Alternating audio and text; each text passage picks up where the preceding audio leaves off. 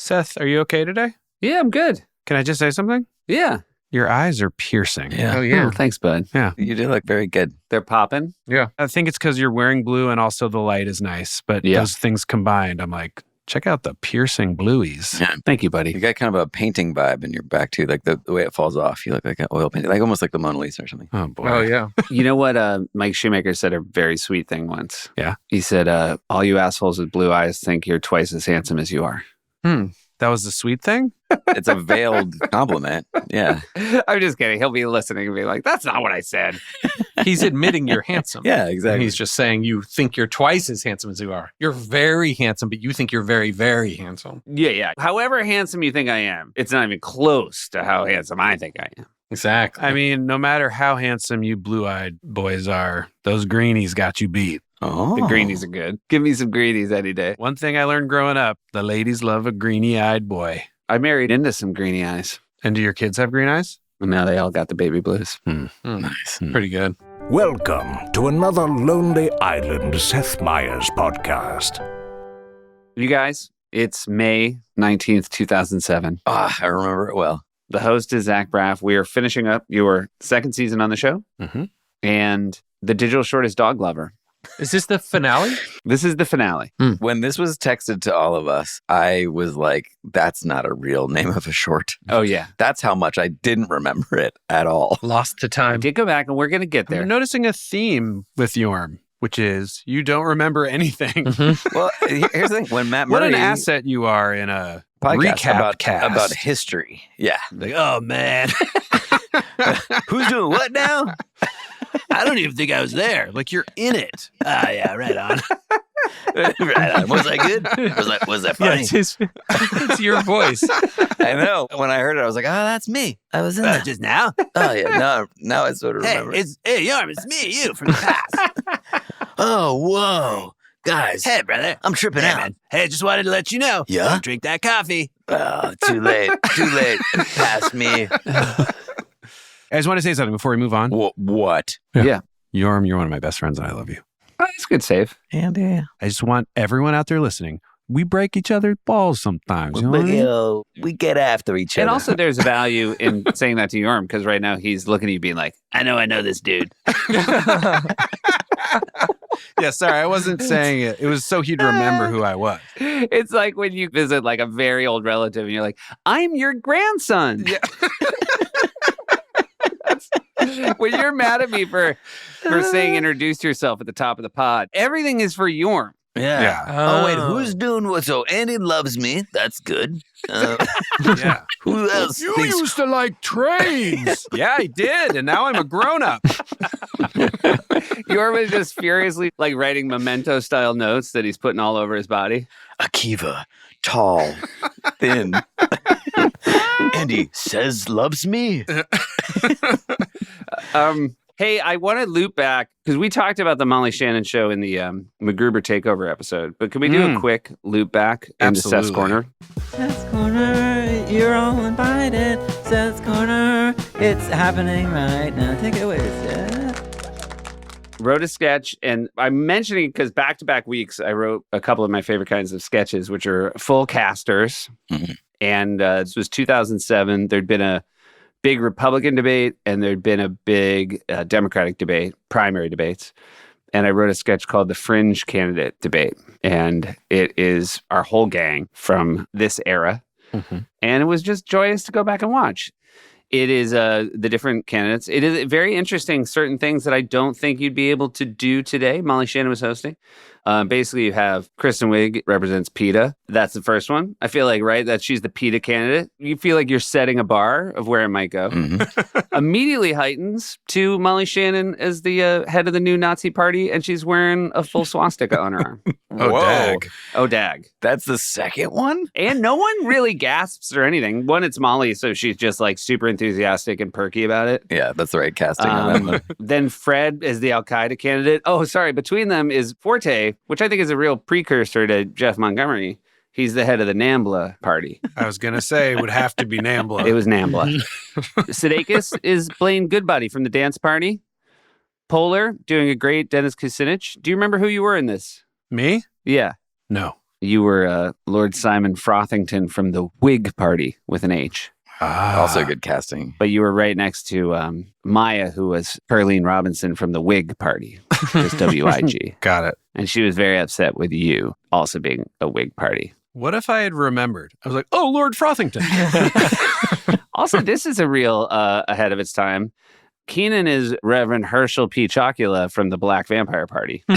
And, Herschel Walker I think his, Georgia governor He took up that mantle. campaign was almost derailed by how much he was talking about vampires on the campaign trail. So Yeah. to have a vampire named Herschel. Oh, yeah. Yeah. And also the real fun was Daryl Hammond was Dan Rather. He had a great Dan Rather's impression. But here's my favorite joke in it, which is... Mr. Budge, let's start with you. To most people, NAMBLA means a lot of despicable things. How do you intend to overcome NAMBLA's image problem? Well, first of all, I don't think NAMBLA means what you think it means. North American Man-Boy Love Association? I stand corrected, it does mean... So I don't know what he thought. But the only other thing I'll say is at one point, and this is definitely a Higgins joke, Daryl says, I feel as silly as a steer in a sperm bank. Everybody looks at him blankly. For those of you who might not know, a steer is an ox that's been castrated. So, you see, a steer would feel pretty silly at a sperm bank.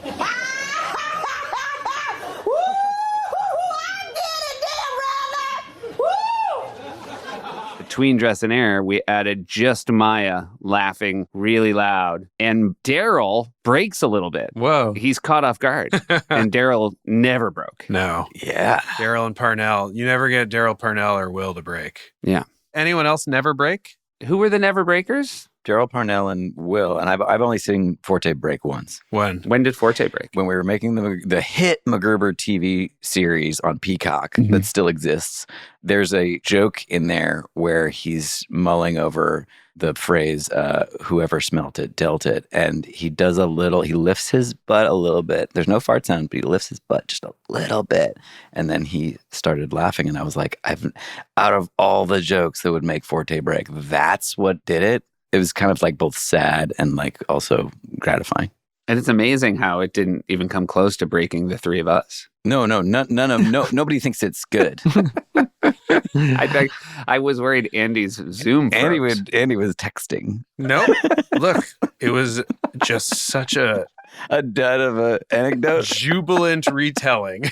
It's weird because I'm drinking nitro cold brew too. But, yeah. Say la vie. We're not tailing like off. When he broke, do you mean he broke into tears? Because that's the vibe of the way you told it. It was late. To be fair, it was late in the morning when we were shooting. It was like. By the way, I want to say that before we started recording, Keeve gave us all the note to keep our energy up, and then Yorm's first anecdote had a real funeral dirge vibe to it.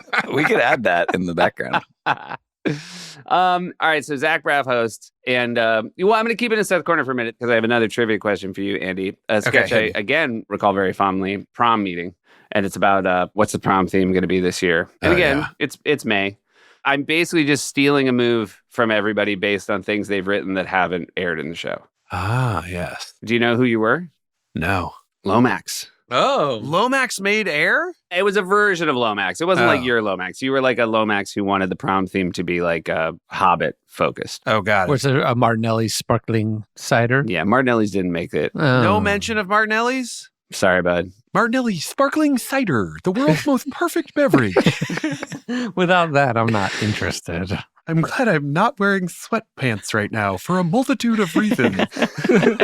These are all lines from the unaired, Those are never addressed Lomax sketches.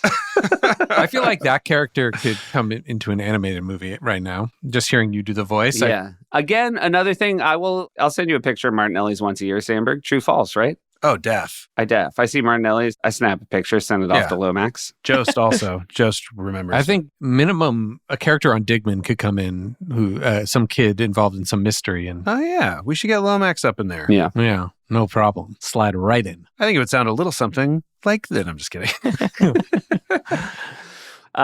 The other thing I really liked, Amy and Maya are the sort of overbearing teen girls who are very upset that they have to talk to the rest of the class about what the prom theme should be. I'm Beth BJ Jacobs. And before you get any ideas, my name is Beth Jacobs, and that's why I'm called BJ. And I'm Lauren BJ Carlton. No disclaimer. Oh, that's quality writing. Yeah, that's pretty quality. That's classic. And again, though, before we get into Dog Lover, do you guys remember this sort of joy/dread of a final SNL? Yeah, of course. Like both knowing you're kind of off the hook for not having to do the show for a summer, but also that emptiness in case you're not going to do anything professional over the summer, too? We always had a plan. We were very lucky. Well, yeah, what were we going to do this summer? Was this our first album? Were we going straight into album? We were putting out the movie. Oh, yeah. The movie was coming out, so probably just press. Yeah, they had a big old press tour for us. We traveled for it. And I was getting married, too. So, no, I was just like, had the jitters for getting married. Yeah. Oh, yeah. Your arm was getting cold feet. Jitters, Yeah, it's had cold feet. Oh, immediately. For a year, he's like, guys, my feet are chilly. I don't know, guys. Maybe we shouldn't do Dog Lover. So Dog Lover. You know what? I feel like this is allowed. We all rewatched Dog Lover today. Mm-hmm. We did. And I think most of us had no memory of Dog Lover. And no notes. I remembered it. My memory, though, was just the feeling I had after of not liking it. And so I was actually, it was better than I thought it was going to be. Here is this. I'm not going to say who said what, but this was the exchange on the Lonely Island podcast text chain. Hoo boy. Hoo boy. Ha ha ha. Wow, wow, wow. Okay. Lot to process. Wow. Was not expecting any of that. Again, that is a text exchange by the people who did it. You're not saying who said what, but everyone contributed to that. So, yeah. Because I only said one thing, which was save it for the pod. Yeah. It played well. It did play well. Yeah. I was listening to it and every joke was landing. And P.S., after it aired, I had a lot of people who were specifically dog lovers say that they really liked it. Yeah. And that they thought it was sweet and funny. Why did we hate it so much? We didn't want to do a short that week. Mm-hmm. You guys were officially in the place now where people who had comedy taste and were hosting the show wanted to do a short. That was kind of one of the appeals of it, is you get to host SNL and you also get to do a short. Mm-hmm. And you were also entering the era where Lorne felt unsatisfied if there was not a short in the show. So you guys sometimes were up against the fact that you both had a host who was enthusiastic and a boss who was desirous. And if you didn't have an idea, you were out of luck. You had to figure one out. Well, as we've mentioned, there was that laminated card on the board. Yes. At some point. Yeah. At some point, right. At some point, Digital Short was a card of its own, the way Monologue and Weekend Update were. Yes, which is a real flattering / terrifying thing to see. For how much we were just had nothing and were scrambling to just do this at the very last one where our head was already into Hot Rod, back into being like, finally we can finish Hot Rod. We left it with such a we just shit that out. But when I just rewatched it, not like I love it, but I was expecting something with no laughs that died. And I was really pleasantly surprised to hear the audience was on board. Yeah, it was cute. Yeah. I couldn't believe how long you kissed that fucking dog at the end. Here's what I'll say. I rewatched it. I giggled. I liked the music. Yorm, you edited it, I assume. Maybe. I really liked the music. No, Keeve, you cut it? I'm pretty sure I was fully in on this one. Oh, okay. Well, I really liked the music you chose. It was like sarcastic in the right way. It reminded me of our early Lonely Island stuff. Where it had a tone, where we were telegraphing to people that this is silly and stupid and had a sort of irony to it. My acting, I didn't like. It was a little too sarcastic and rubbery for my taste. I think it would have played better if I had treated it more seriously. Yeah. But I think I was a little checked out and not doing it exactly how I wish I had done it. But in general, the beats worked. And the kiss, I thought, was kind of funny at the end. I like the cigarette. Cigarette, good. Yeah, cigarette was great. Yeah, that part was good. Explain the cigarette, Seth, since nobody can actually watch this. Well, I'll just say Braff walks into an apartment. He's offering it to Andy as a sublet. He gets a phone call. He leaves the room. And the dog walks over and starts to talk to Andy. Hey, buddy. Hey there. I wanted to look around. It was me, the dog. You can talk. Yeah, I can talk. And I've got something to say. What? I love you. This is crazy. You don't even know me. Well, let's change that. Now, there's no special effects. The dog's mouth is not moving. We just hear Jorma's voice. The dog begins to flirt with Andy. There is a moment I had a logic problem, whereas you kind of were leaning down to the dog, right? Logic problem. And then Braff walks in and is like, were you about to kiss my dog? And I feel like if you walked in and a dude was holding your dog's head in its hands, you would just think that's a guy who likes dogs, right? Yeah. Yeah. It doesn't seem as, Yeah, you don't jump to that conclusion. scandalous as you'd think. I also will say in rewatching, I thought the romantic music came in a hair earlier than I wanted it to, and it was tipping it a little more than I thought. We could have slow burned it like a beat or two longer before we started revealing that's what the dog was up to. And I'm sure it was because we were just trying to get to it. Also, it's that weird thing of a set where you're in an apartment and the shades are drawn because obviously, you know what I mean? It's that weird look of you can't show that you're in New York City, right? I'm assuming. It was probably also nighttime, and we wanted it to feel like daytime. Was that actually Flat Hotel that we shot that in? I'm guessing. I thought it was almost on 9 somewhere, but maybe I'm wrong. Oh, maybe they just built us a set and didn't have an outside. They definitely didn't build us a set. That was the last minute one. No, it's Flat Hotel. Flat Hotel, yeah. Then Braff, conveniently for the comedy of the sketch, gets a second call. Yeah. He leaves again. And now it's happening. Andy's a little, that flustered rom-com thing of this is happening so fast, what's going on? And then the dog asks Andy to go to the fridge and get him a plate of ham. Give me some ham. Oh, wait. A plate of ham. There you go. I am on it, you guys. Whenever you need something, I'll be right there with it. Good. A plate of ham, which is a very funny thing to ask for. It also is, again, I don't want to dig into the logic of this sketch. It does imply that Zach Braff's character has a plate of ham in the fridge, just at the ready. At least some. I've had a plate of ham in the fridge with like plastic wrap over it, Sure. Don't unspool this sweater too much. You become suspicious. You're on to him now. Jilted. Yeah. And then Braff comes in and it becomes clear this has happened before. Has this whole thing just been about you tricking me into getting you ham? Has it? No?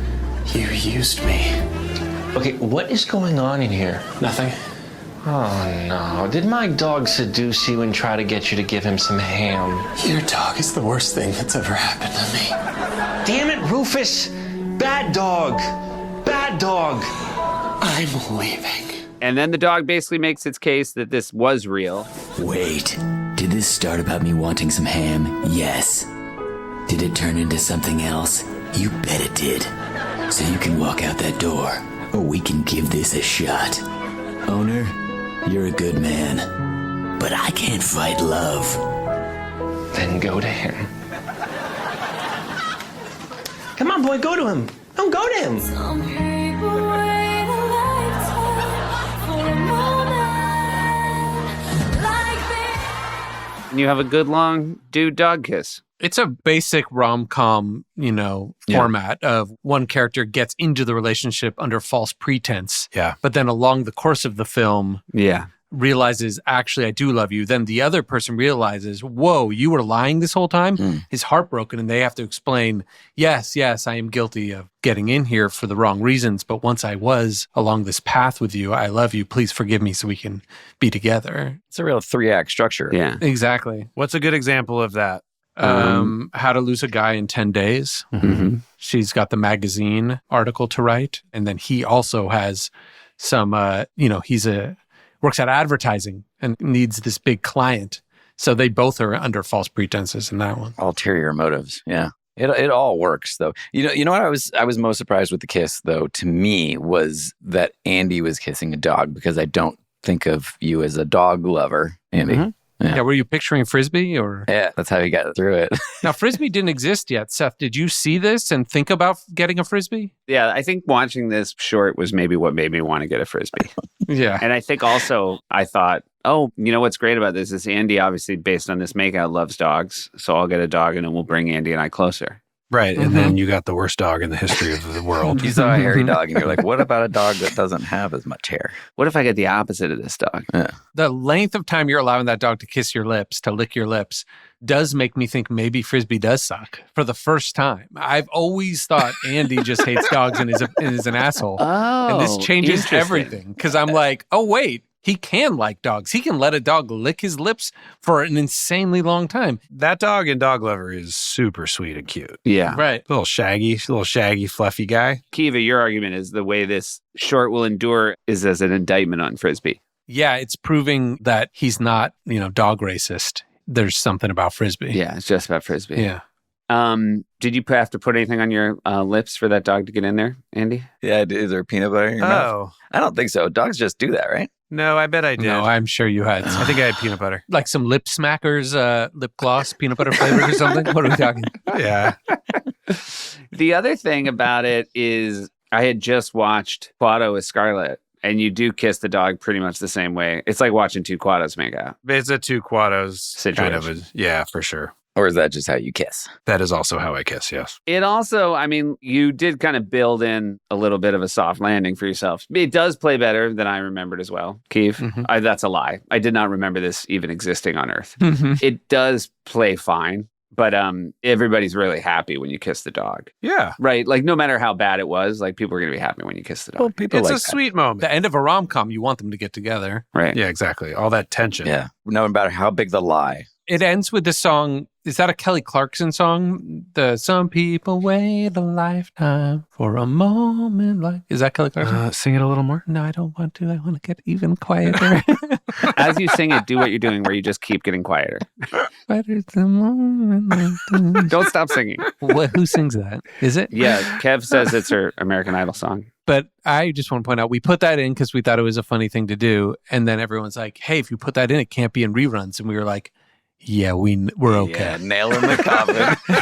Oh, that sucks. That's also why you don't remember. Seth. I like that was your failsafe. It's like at the end of Daiquiri Girl, it's just like, help, I need somebody, help. We would talk about how we were jealous for people that were so connected with YouTube and the idea of YouTube as we were.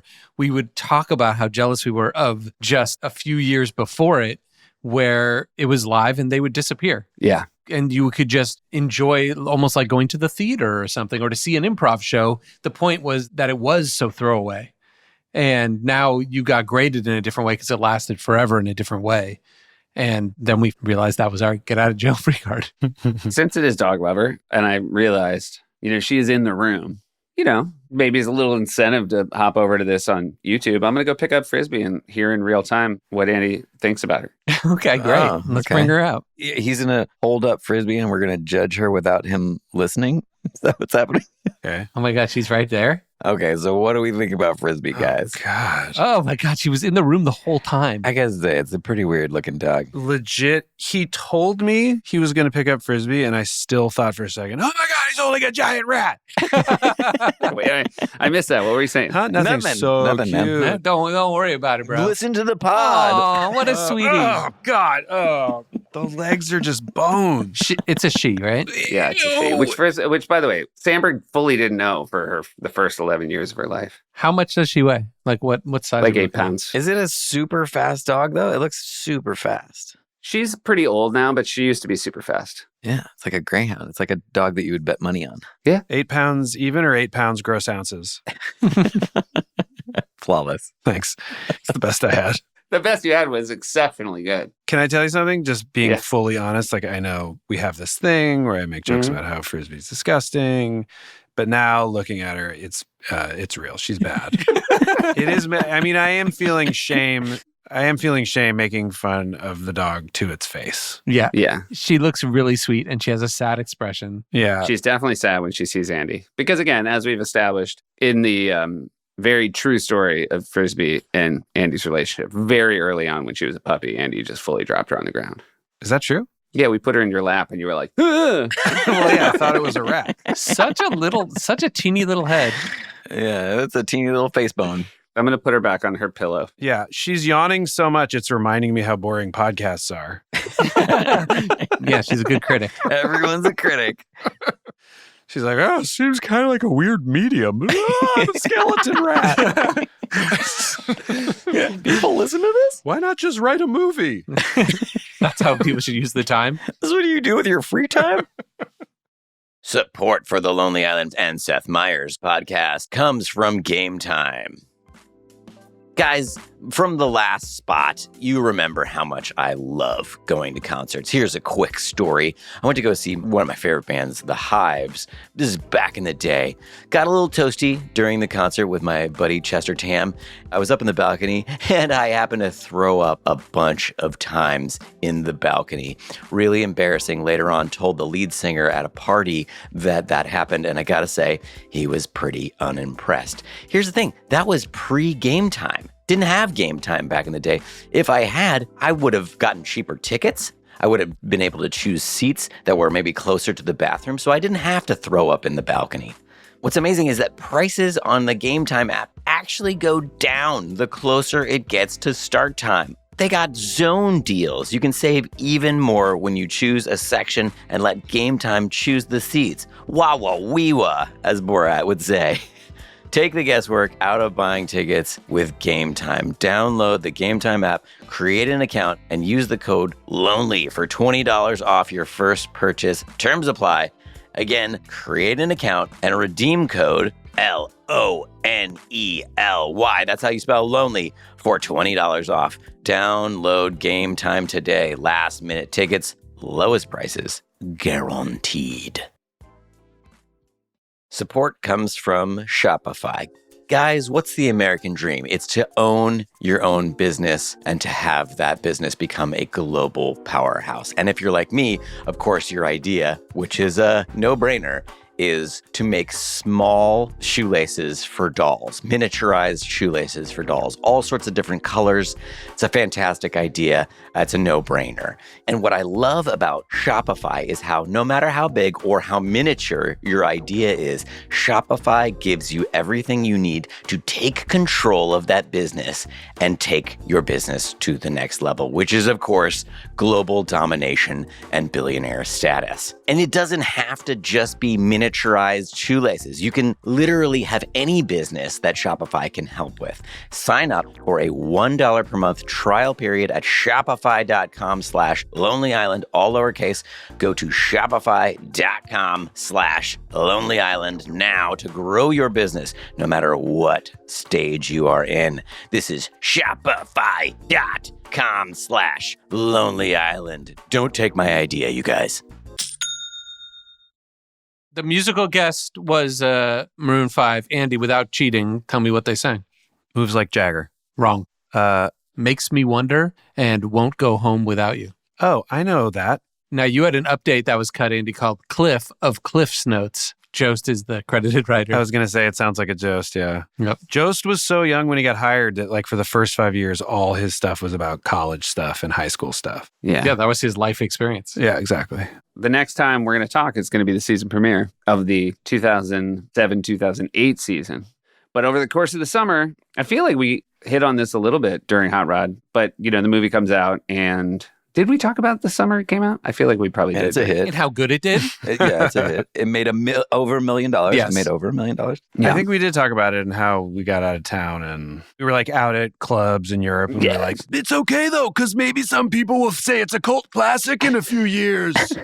And that made us feel better. I will say, you know what? I heard from a lot of people post the Hot Rod episodes that they rewatched it with their kids and their kids loved it. Oh, that's awesome. That's cool. That's great. Yeah. Yeah. What else can you ask for besides money? Yeah. Money would have been better, though, right? If the movie had made a lot of money, they probably would have showed it to their kids without having to be reminded. But honestly, if it had done really well, it might have made it lame. Who knows? Who knows? One day those kids will be executives and give us all good jobs. Yeah. Or they'll be looking for, like, find me the next Andy Samberg. Bastards. Here's the thing. First off, Dog Lover, not Criterion. We can just move past that. Yeah, of course. Didn't even make the top 64. No. It was a final episode of this season. We got it done. Made it to the summer. Yeah. And I still think about that dog, obviously. A sweetheart. Right. So much better than Frisbee. Mm-hmm. I liked the naturalism in the very beginning of the sketch when Braff is showing you the apartment. He does a good Same. job. And that's why I was kind of disappointed that I started ham boning. Because I was like, hey, it's nice and grounded. I thought he did a great job and you did a great job. There's no cuts in it. It just brings you guys in. You guys say the dialogue. I'm completely comfortable. Yeah. Two things. One, when the dog asked you to go to the fridge and get plates of ham, did that resonate as a note you had gotten from an acting coach in the past? Sorry. I just... Is that what you wanted, Seth? You wanted him to make that sound? Yeah. The other thing I was going to say is this was our second season finale. First season, the last episode, we did Andy walking. Yeah. This season, we did Dog Lover. Not our best, by all accounts. Right. Both fine. But I do just want to flag, like, let's keep an eye on, did we improve our end of the season showings? Yeah, what the lasters Yeah. are. Because it might just be too hard a needle to thread. End of season, dead tired. Mm-hmm. Again, you guys, as Keith pointed out, you'd had a run of 3 really nice ones before the last couple. Yeah, no shame. Good season. No shame. Also, really good season. There was another one of the bar songs in the Braff episode. There was another Vinny Vedecci in the Braff episode. I made a note because it was, again, as we've established with Vinny Vedecci, it is Bill as an Italian man doing the impressions that Bill does that were unusable in the show. Right. Then he goes, you were in the movie Manhattan Murder Mystery. And Zach Braff goes, yeah, it was my first movie. And then based on that, Bill does a Peter Falk impression. Just literally mystery. Oh, caro signore, mistriando, caro Colombo, Peter Falk. No. Peter Falk was not in that movie. Nothing. Oh, Colombo, cosa ripeto, Colombo. Oh, sì. Impressione, Colombo. One more thing there, little lady. You only never been to Mexico before, then what's that sombrero doing in the back seat of your car? All right, that's the end of your second season on the show. That's Dog Lover. It was, as Andy said right before we started recording, for the dogs. I didn't say that. Yeah, you did. You did. And you said, don't put it in. This is very exciting. We've asked a lot of people for questions. And as a reminder, there's a couple ways you can give them to us. One way, you can just leave them in the YouTube comments. These are posted on YouTube. You can also email us at thelonelyislandpod@gmail.com. You guys ready for some questions? They're mostly directed towards you. Well, I was going to say there's a third way that you can ask them. How's that? You get tickets to see the Seth Meyers Late Show. And then in the middle of the taping, when Seth's doing a closer look or some bullshit. Great. This is a great idea Just already. blurt it out. Yeah. Go like, Akiva! Oh, question for me. What does your butt feel like? What does your butt feel like, Akiva? Plump. All right, guys, there's a scene in Hot Rod where Rod is walking around doing laundry and he's kind of singing under his breath, walking around with no pants on, and he's just in his underpants. And then it cuts to Kevin, then back to Rod with pants on. I wanted to know, is this an intentional goof or was it a continuity error caught in editing, then fixed? Makes me laugh every time. Thanks for keeping me entertained. I know it was intentional that it ended up in the movie. That was not like, oh, we didn't notice or something. The question of did we pre-plan it or did we shoot it with no pants and with pants, being like, and then in editing we'll decide which. And then we were like, oh, it's both is the answer. That I don't remember. You have to go find a script and see if we said he has no pants and now he has pants. Or I'm guessing it was an editing joke. I think it's an editing joke. Yeah, that's my guess. But it was intentional. Yes. But I don't know that it was planned. I do remember on like early Lonely Island short stuff, I almost wanted to hire someone for continuity who was like anti-continuity. It was like, no, let's shot to shot. Let's fuck this up more. Hey, somebody had just an interesting comment about Dear Sister, which is they said that one of their funniest moments is when, because there's no blood in the sketch, and then Sudeikis walks in and says it's a bloodbath. They just thought There's that a was little bit of blood on his hand. a little bit of blood, but it's not a bloodbath. It certainly isn't. It's very clean. Also, somebody said when the memes are going around about the Olympic sharpshooters, somebody edited in a picture of Andy shooting from the ground in one of the memes. From Dear Sister. Yeah. It lives on. Are there any songs, and I guess this is referring to album songs, that you regret not making a video for? Yes. Oh, definitely. Yes. There's a lot, but I think we all have the same top one that we really wanted to. What is it, Japan? I think we have two. Japan's mine. Semicolon and Japan. Yeah. That's true. That's exactly it. Yeah. What are the elements of those songs that you most wanted to make a video about? Do Japan first. Well, the premise of Japan is that anything we say in the song has to be in the video and our label has to pay for that video. So we're just mentioning expensive stuff and we're total idiots. Yeah, the entire premise of the song is video based. If we make this song, we're going to get a first class trip to Japan is the premise. Yeah, it starts off as like a joke about how we're white and we suck and we're not respecting the culture and being there. But it turns into that the whole thing is a ruse to get the label to pay an exorbitant amount to send us to Japan. We also really suck in a very specific, obnoxious way. Yeah, we're being very ugly Americans. Yeah, dump the money in the river. But we talk about Tokyo Disneyland and about the best sushi All restaurant the places and we want to go. drinking champagne in the hotel. Because we did really want to go. Yeah. And now we're in Hawaii for one random shot that the label has to pay for. Yeah, exactly.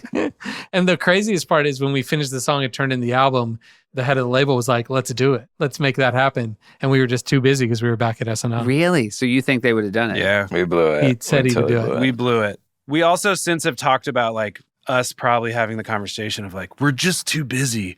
And now that we have kids being like, we weren't. I know. We really should have done it. Yeah, we could have found that week. I will say, I do a Q&A every night with the audience, and somebody said, like, what advice would you give to like a 25-year-old? And I was just like, do everything. Do everything anyone ever asks you to do it. Yeah. When you feel like you're too tired, you're not. You're not. You have no idea. Not even close. When I talk to anybody who doesn't have kids, I'm just like, go to Paris right now. Semicolon has a fair amount of hits just on the YouTube audio only, like, what's it called? Text video or whatever you call it.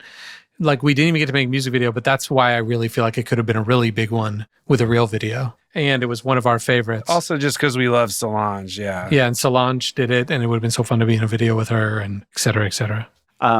Somebody wrote something, it's just like an observation that I really enjoyed.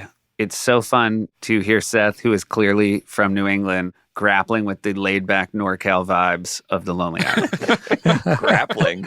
You're grappling. Every week you have to grapple with us. Trying to pin us down. What was the song Bing Bong Brothers that played on Attack of the Show? The Whisper song or whatever? Yes. Like the Yin Yang Twins? Yeah. Someone claimed this. I then wrote the person to ask if they remember it. And they said the timeline's right, but they don't actually remember. But someone claims that they recorded it, that episode of Attack of the Show, and Olivia Munn was who presented that. Oh, wow. Cool. Yeah. That makes sense. Yeah. Again, I could not verify this independently or via Olivia, but I thought that was a good fun fact. I like that this Q&A feels like I'm on corrections. Yeah, it does have a nice feel to it. It's a different Seth. Yeah, I feel much calmer. Yeah. You're looking at the paper, you're going through the comments. You fell right into a tone and a rhythm that's so comforting. I feel like we addressed this. Jorma, do you know, someone again pointed out, Jorma, do you know that in Finnish, Jorma means dick? Yes, I do. The bummer is, did you know Taconi means shrimpy or little? Oh, that's good. So it's kind of an oxymoron. Yeah.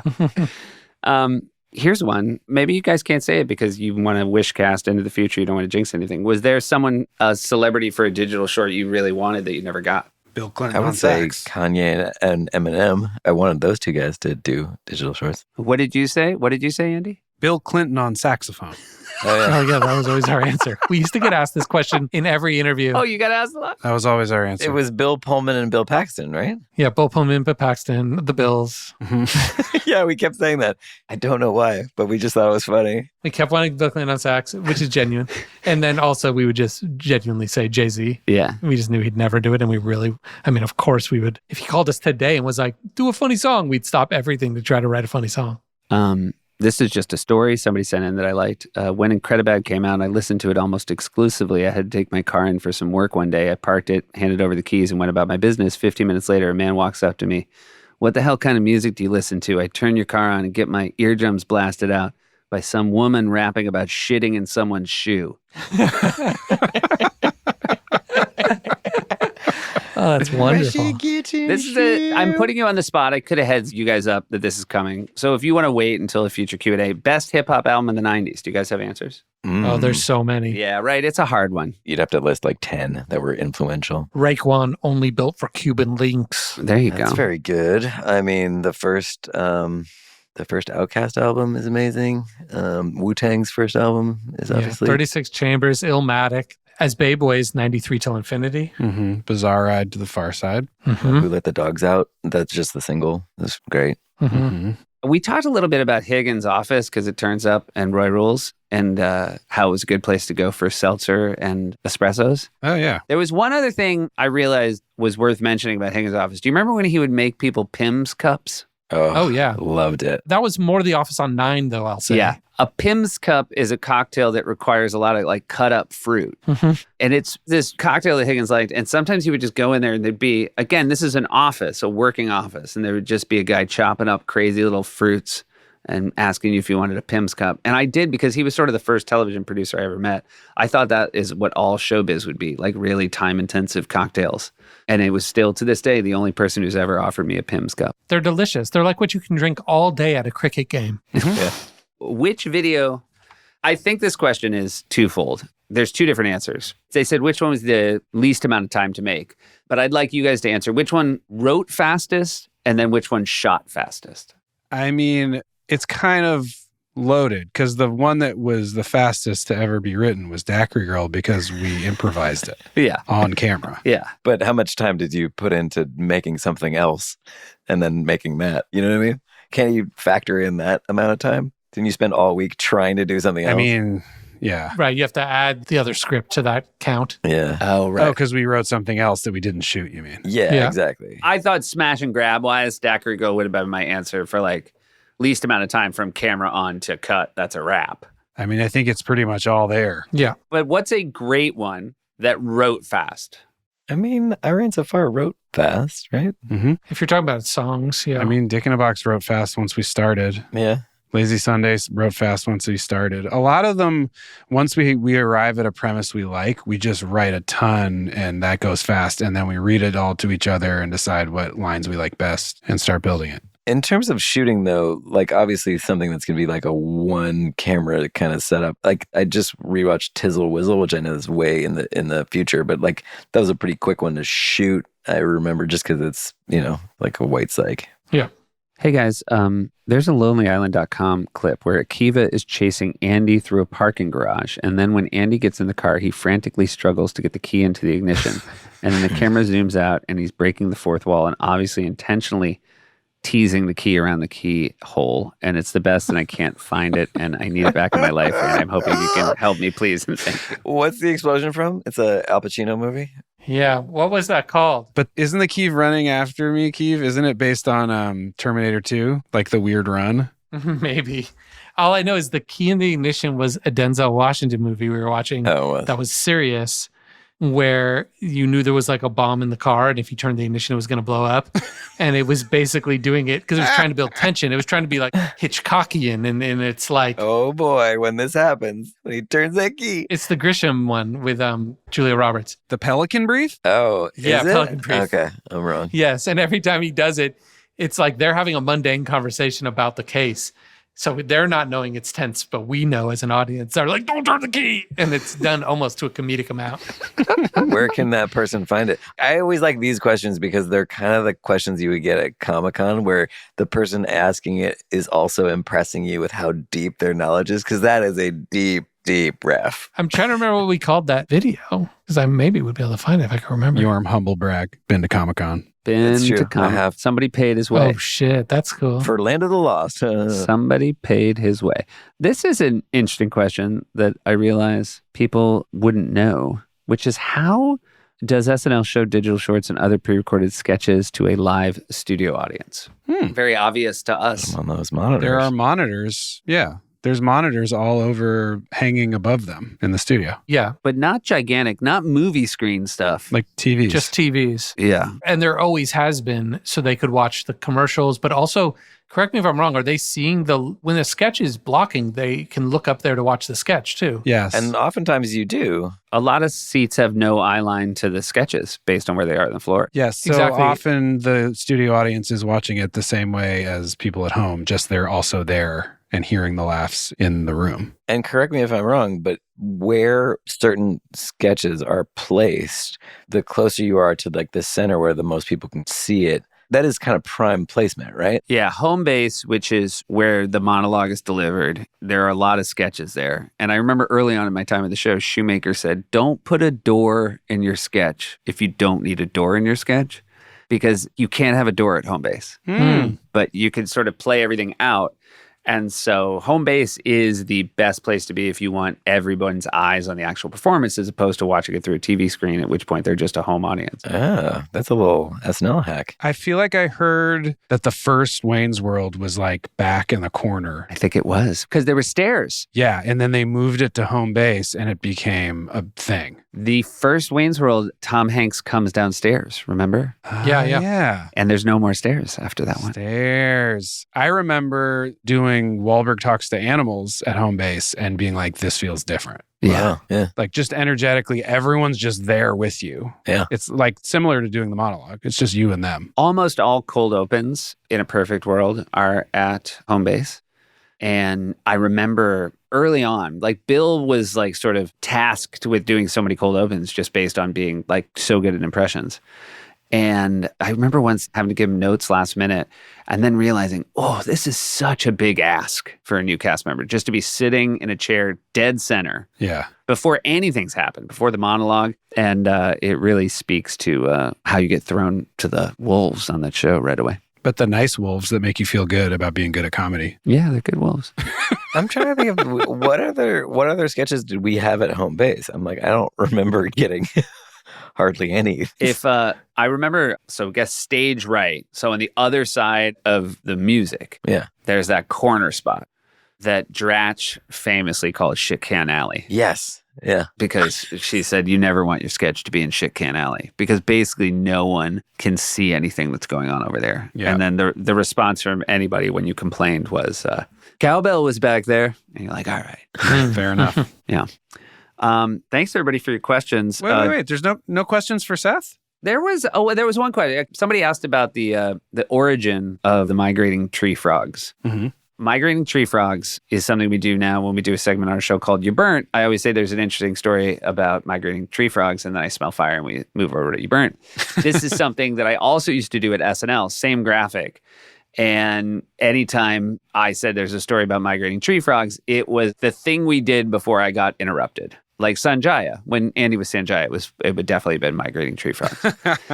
But I stole it from, it started with, I think via Robert Carlock, it started with Tina and Jimmy, because migrating tree frogs would be what they were talking about when Catan would come in as gay Hitler. Ah, yes. So it is now inherited for over 20 years as a like sort of deep cut graphic-y show when you're not about to complete a monologue joke. Okay, Seth, I have another question for you. Yeah. Do you think you're the best late night host of all time? All time? Be honest, though. All time or now? Yes for both. Tried to tee it up as casually as possible. Yeah. Great questions. Do please keep sending them in. And, somebody had one. You know what? I'll throw it out and hopefully we'll talk about it more. I know the answer to it, but I'll throw it out to you guys. Hey, Lonely Island, are you guys ever going to make new music? What's our response? I'm going to let one of these jokers answer that. Yes, we are. Yeah. Okay, cool. All right. I love you guys. This is the end of another podcast. Love you too. We did it. Love you. Bye.